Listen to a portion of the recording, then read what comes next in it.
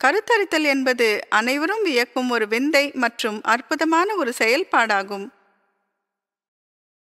கருத்தரிப்பை மூல காரியமாக கொண்டது கர்ப்பம் தரித்தல். கரு உருவாகி அது மேலும் 9 மாதங்கள் வளருவது என்பது ஒரு இயல்பான செயலாகும். உங்கள் கணவரின் விந்து அணுக்களுடன் உங்களிடமிருந்து வெளிப்பட்ட முட்டைகள் இணையும் போது உங்கள் குழந்தை கருத்தரிக்கப்படுகிறது. இந்த ஒருங்கிணைப்பு தான் கருத்தரித்தல். இதுவே தாய்மையின் ஆரம்பமாகும். உங்கள் முறையான மாதவிடாய்க்கு 14 நாட்கள் முன்புதான் இந்த முறை ஆரம்பிக்கும்.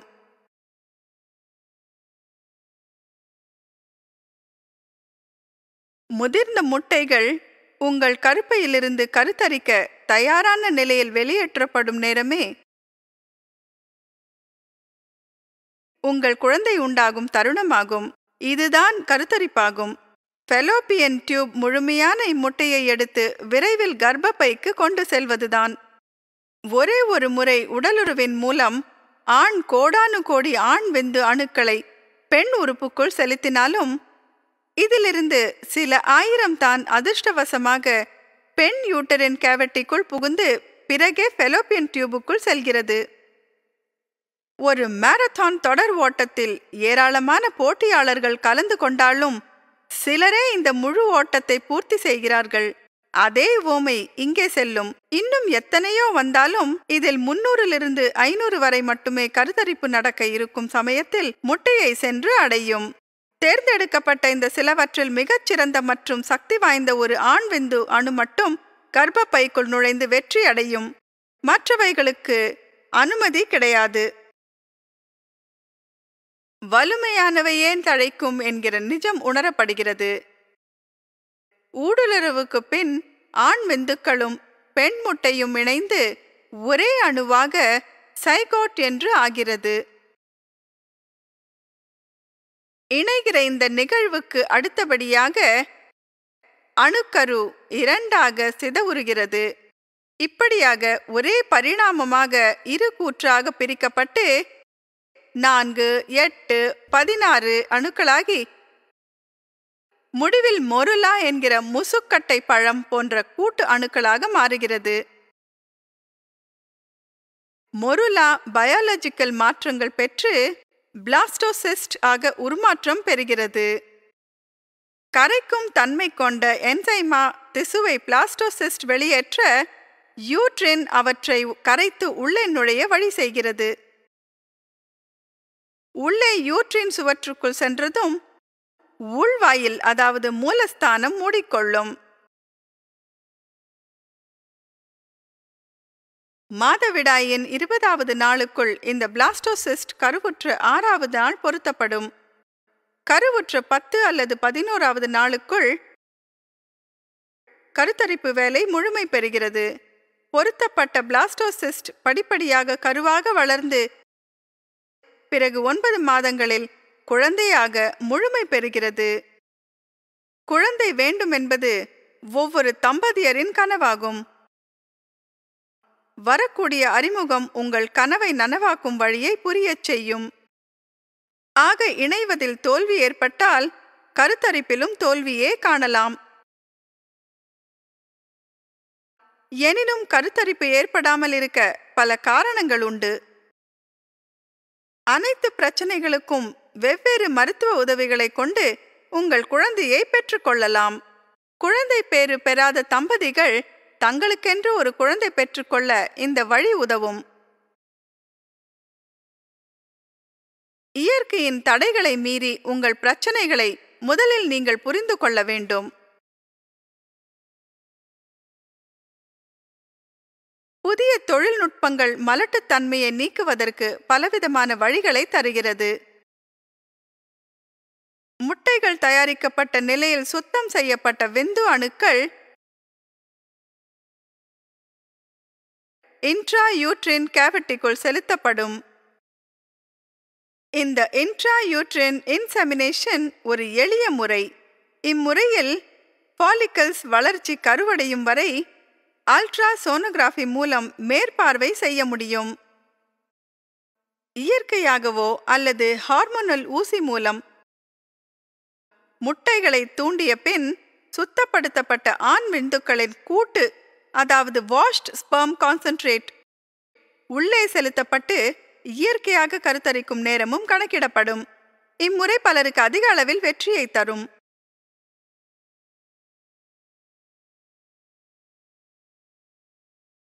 முதற்கட்டத்தில் உயிருள்ள சிசு டெஸ்ட் டியூபில் வளர்க்கப்பட்டு மற்ற வளர்ச்சிக்கு தாயின் கர்ப்பப்பைக்குள் மாற்றப்படும். இந்த செயல்முறைதான் இன் வைட்ரோ ஃபர்டிலைசேஷன் எனப்படும். உடலுக்கு வெளியே ஒரு பிரத்யேக சூழ்நிலையில் குழந்தையின் ஆரம்ப வளர்ச்சியை உருவாக்கும் இந்த முறை மாபெரும் சாதனை அல்லவா? இது சரியாக செயல்படுகிறதா என்பதை பற்றி இப்போது பார்ப்போம்.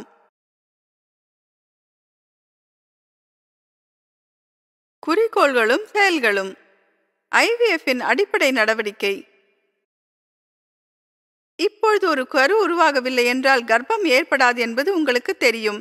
இப்படி இருக்கும் நிலையில் இனவிருத்திக்கு உதவும் தொழில் மருத்துவம் மூலம் நீங்கள் கருத்தரிக்க இயலும். இதுவே இன் வைட்ரோ ஃபர்டிலைசேஷன் ஆகும். விந்து அணுக்களும் முட்டை அணுக்களும் மருத்துவ கூடத்தில் உள்ள ஒரு லேப் டிஷ்ஷில் சேர்க்கப்பட்டு கருத்தரிக்கப்படும்.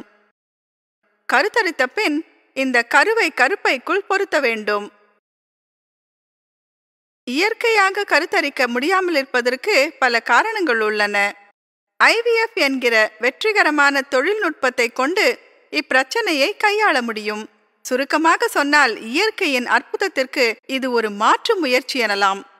ஐவிஎஃப்பின் அறிமுகத்திற்கு பின் உலகமெங்கும் கோடிக்கணக்கான குழந்தைகள் பிறந்துள்ளன.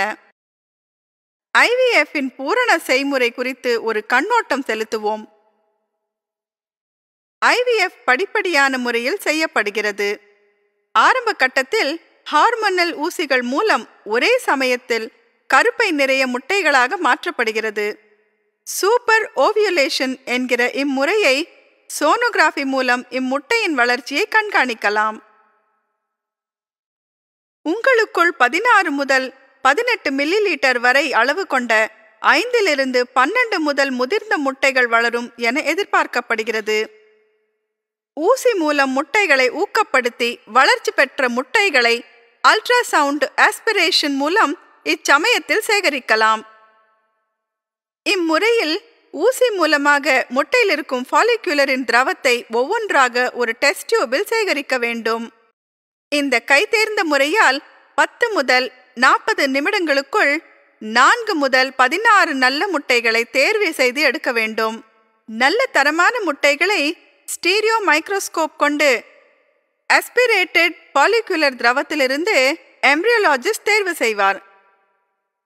முட்டைகள் ஒரு திரவத்தில் சுத்தப்படுத்தப்பட்டு வளர்ச்சியின் அடிப்படையில் அவைகள் தரம் பிரிக்கப்பட்டு பிறகு கார்பன் டை ஆக்சைடு இன்குபேட்டருக்கு மாற்றப்படுகிறது.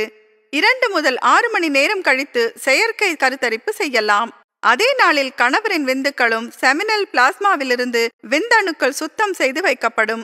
இந்த சுத்தப்படுத்தப்பட்ட விந்துக்களை கொண்டு முட்டைகளை செயற்கையாக கருவடைய செய்ய வேண்டும். கல்சர் மீடியம் கொண்ட ஒரு தனி வட்டில் 1 மில்லிமீட்டருக்கு 100,000 விந்துக்கள் ஒரு முட்டைக்கு என்கிற அளவில் எடுத்துக்கொண்டு இந்த வட்டில்களை கார்பன் டை ஆக்சைடு இன்குபேட்டரில் 37 டிகிரி செல்சியஸ் வெப்பத்தில் வைக்க வேண்டும். செயற்கை கருத்தரிப்பு செய்த 18 மணி நேரத்திற்கு பிறகு கருத்தரித்த முட்டைகள் அடையாளம் காணப்படும். இன் வைட்ரோ பரிசோதனை சாலை கல்சர் மீடியத்தில் இருக்கும் கருத்தரிக்கப்பட்ட எம்ப்ரியோக்கள் தொடர்ந்து பாகுபட்டு 2 முதல் 8 ஒரே அளவு உள்ள திசுக்கள் தெளிந்த சைட்டோபிளாசம் 48 முதல் 72 மணி நேரங்களுக்கு பிறகு காணப்படும். கர்ப்பப்பைக்கு கருக்கள் மாற்றப்படும் நேரம் இதுவாகும். மிதமான மயக்க நிலையில் ஓபிடி மூலம் இது செய்யப்படும். மிதந்து கொண்டிருக்கும் ஒரு சொட்டு கல்சர் மீடியத்தில் 1 முதல் 3 வரை எம்ப்ரியோக்கள் மாற்று செய்ய உதவும். கத்தீட்டர் மூலம் எடுக்கப்படும் நிரப்பப்பட்ட இந்த கத்தீட்டரை மருத்துவர் செர்விக்ஸ்குள் செலுத்தி யூட்ரின் கேவிட்டிக்குள் எம்ப்ரியோக்களை புகுத்துகிறார். இதற்கு 10 முதல் 20 நிமிடங்கள் ஆகும். இச்செயல்முறைக்கு பிறகு சில மணி நேரங்களுக்கு நல்ல ஓய்வு மிகவும் அவசியம். விந்தணுக்களுடன் கருத்தரிக்க வேண்டப்பட்ட முட்டைகளை சூப்பர் ஓவியுலேஷன் மூலம் செய்ய முடியும். நிறைய எம்ப்ரியோக்களும் கிடைக்கும். உயிரோட்டத்துடன் தொடங்க வைக்கப்பெறும் இந்த எம்பிரியோக்களை 196 டிகிரி செல்சியஸுக்கு உறையச் செய்து பிற்காலத்தில் அதுவும் பல ஆண்டுகளுக்கு பாதுகாப்பாக வைக்கலாம். மனைவிக்கு ஆரோக்கியமான முட்டைகள் இருப்பதோ அல்லது கணவனிடம் விந்துக்களோ இல்லாமல் இருக்கலாம். கவலைப்பட வேண்டாம், இந்த சிக்கலுக்கும் தீர்வு உண்டு. கருத்தரிக்க யாராவது அவரது விந்துக்களையோ அல்லது அவளது முட்டைகளையோ முன்வந்து கொடுத்து உங்களுக்கு உதவலாம். முட்டை இல்லை என்றால் டோனர் ஐவிஎஃப் முறை கொண்டு ஆரோக்கியமான இளம் பெண்ணின் முட்டைகளை உபயோகப்படுத்தலாம். டோனர் விந்துக்கள் பயன்படும், ஆனால் கிரையோ பிரிசர்வ் டோனர் ஸ்பெர்ம்ஸ் கொண்டு கருத்தரிப்பு ஏற்படுத்தலாம். அல்லது ஆண் விந்தோ இல்லையெனில் டோனர் எம்பிரியோக்கள் பயன்படும்.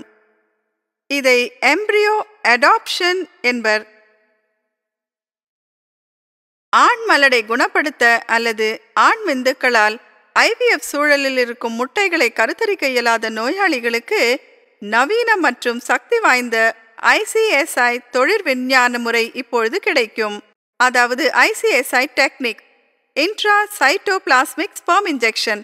கருத்தரிப்பதற்காக ஒரு ஜீவனுள்ள விந்தணுவை முட்டையில் உள்ள சைட்டோபிளாசம் என்கிற நடுப்பகுதியில் ஊசி மூலம் செலுத்தும் இந்த விஞ்ஞான முறையை மேற்கொள்ளலாம். அவ்வப்போது எடுக்கப்படும் அல்லது உறைய வைக்கப்படும் ஆண் விந்து திரவத்தை தொடர்ச்சியாக பயன்படுத்தலாம். பல விதங்களை தேர்வு செய்யும் வாய்ப்பு இம்முறையில் கிடைக்கும். ஆகவே ஆண் மலடை நல்ல முறையில் குணப்படுத்தி விடலாம். நோயாளிகளின் தேவை மற்றும் நிதி நிலைமையை அனுசரித்தும் சிகிச்சையின் முடிவுக்கு எந்த பங்கமும் வராமல் சில மாறுதல்களை திட்டமிட்டுக் கொள்ளலாம். இன்ட்ராவஜைனல் கல்ச்சர், நேச்சுரல் சைக்கிள் IVF, இன் வைட்ரோ மேச்சுரேஷன் மற்றும் டிரான்ஸ்போர்ட் IVF போன்றவை நோயாளிகளுக்கு ஏற்ற சிகிச்சை முறைகளாகும். வஜைனாவை இன்குபேட்டராக கொண்டு சிறு குப்பியில் கருவுற செய்வது இன்ட்ராவஜைனல் கல்ச்சர் முறையாகும். நேச்சுரல் சைக்கிள் IVF-இல் சூப்பர் ஓவிலேஷன் தவிர்க்கப்பட்டு நேச்சுரல் சைக்கிளின் ஒரே ஒரு முட்டை கருத்தரிக்க பயன்படுத்தப்படுகிறது. இன் வைட்ரோ மெச்சுரேஷனில் நேச்சுரல் சைக்கிளின் போது வளர்ச்சியற்ற முட்டைகள் சேகரிக்கப்பட்டு அவற்றுடன் சில பிரத்யேக கெமிக்கல்களை கல்ச்சர் மீடியா மூலம் சேர்த்து வளர்ச்சியடைய செய்யலாம். இவ்வாறு சூப்பர் ஓவிலேஷனுக்கு ஊசி இல்லாமலேயே பல முட்டைகள் கரு உருவாவதற்கு கிடைக்கும். டிரான்ஸ்போர்ட் IVF முறையில் சீர் செய்யப்பட்ட முட்டைகள் இன் வைட்ரோ கருத்தரிப்புக்காக மத்திய IVF ஆய்வுக்கூடத்திற்கு மாற்றப்படுகிறது. குழந்தை பெறும் பாக்கியமே வெற்றி எனும்போது அதை அடைய பல பிரயத்தனங்கள் செய்ய வேண்டும். ஆகையால் IVF சிகிச்சை முறை ஒரே வாய்ப்பில் வெற்றி அடையும் என எதிர்பார்க்க வேண்டாம். IVF மூலம் சராசரியாக 30 முதல் 40% வரை கருவுறும் வாய்ப்புகள் உள்ளதென்று உலகளாவிய ஆராய்ச்சிகள் கூறுகின்றன. 40 அல்லது அதற்கும் மேற்பட்ட வயதினருக்கு IVF சிகிச்சை முறை குறைந்த வெற்றியைத்தான் தரும். IVF ஆய்வகத்தின் தரம், அதன் IVF சிகிச்சை முறைகள் மற்றும் சூப்பர் ஓவிலேஷன் முறைகளும் இதில் முக்கிய பங்கு வகிக்கிறது. 3 தரமான எம்பிரியோக்கள் மாற்றப்பட்டால் 40% கருத்தரிப்பு வாய்ப்பு இந்த சுற்றில் அதிகரிக்கும். அதிக எம்பிரியோக்கள் மாற்றப்பட்டால் கருத்தரிக்கும் வாய்ப்பு பன்மடங்கு அதிகரிக்கும். சில கட்டுப்பாடுகளை மேற்கொண்டால் கருத்தரிக்கும் சந்தர்ப்பங்களை அதிகரித்துக் கொள்ளலாம். அனைத்து மருத்துவ முறைகளையும் மேற்கொள்ளல், புகைப்பிடித்தல், மது அருந்துதல், கேஃபின் கலந்த பானங்களை அருந்துதல், உடற்பயிற்சிகள், வெந்நீர் தொட்டி அல்லது சானா ஆகியவற்றை மாற்றுவது எல்லாவற்றையும் அவசியம் தவிர்க்க வேண்டும். IVF என்பது மருந்துகள் சம்பந்தப்பட்ட சிகிச்சை என்பதால் இதில் பல ஆபத்துகளும் சிக்கல்களும் இருக்கும். இதில் மிகவும் அதிகமாக காணப்படும் பக்க விளைவு ஒவேரியன் ஹைப்பர்ஸ்டிமுலேஷன் சிண்ட்ரோம் என்பதே. வயிறு உப்பிசம், அசௌகரியம், தலை சுற்றல், இது போன்ற சிரமங்கள் அதிக ஈஸ்ட்ரஜன் திரவம் வயிற்று பகுதியில் செல்வதால் ஏற்படும். எக்டோபிக் கர்ப்பம் மற்றும் பல கர்ப்பங்கள் போன்ற வாய்ப்புகள் IVF முறையில் காணப்படும். இச்சிகிச்சை தோல்வியடைந்தால் கோபம், மன அழுத்தம் மற்றும் வெறுப்பு போன்ற மனச்சோர்வுகள் ஏற்படும் அபாயம் உள்ளது. அதில் ஐவிஎஃப் முறையை கைவிடுவது என்பது முக்கியமான ஒன்று. ஒரு ஐவிஎஃப் செய்முறை தோல்வியடைந்தால் அதற்காக சோர்வு அடையக்கூடாது.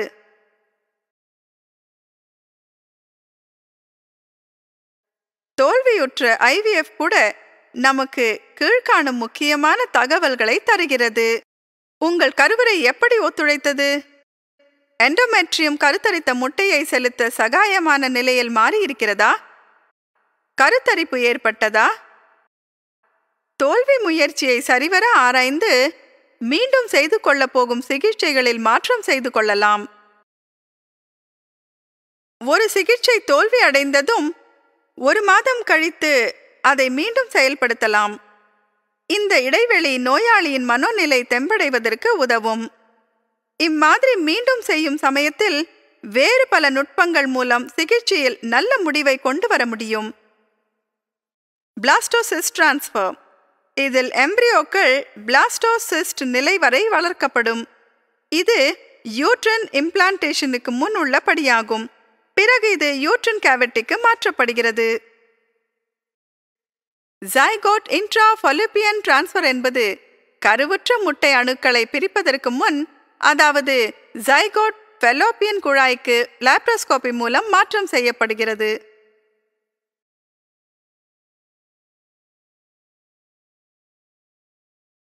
நீங்களே தெரிந்து கொள்ளுங்கள், ஒரு ஐவிஎஃப் மருத்துவமனை எப்படி தேர்ந்தெடுப்பது?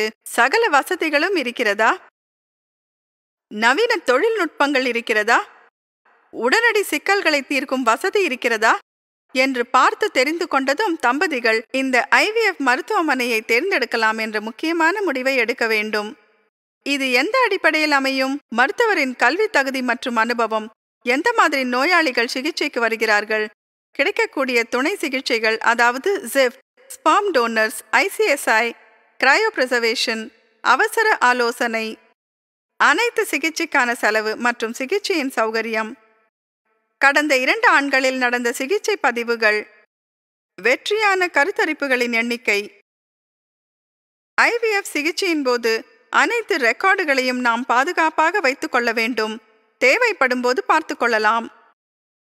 ஐவிஎஃப் சிகிச்சையின் ரெக்கார்டுகள், சிகிச்சை மற்றும் மருத்துவமனைக்கு சென்ற நாட்கள், யூஎஸ்ஜி ஸ்கேன் மற்றும் இரத்த பரிசோதனைகளின் முடிவுகள், மருத்துவர் சீட்டு மற்றும் பணம் கட்டிய ரசீதுகள், மருத்துவமனையில் அனுமதி மற்றும் ஃபாலோஅப்களின் குறிப்புகள். இந்த குறிப்புகள் இருந்தால் அடுத்தடுத்த சிகிச்சைகளின் முன்னேற்றத்தை அறிய முடியும். ஐவிஎஃப் சிகிச்சைக்கான மொத்த செலவு இவைகளை பொறுத்து இருக்கும்.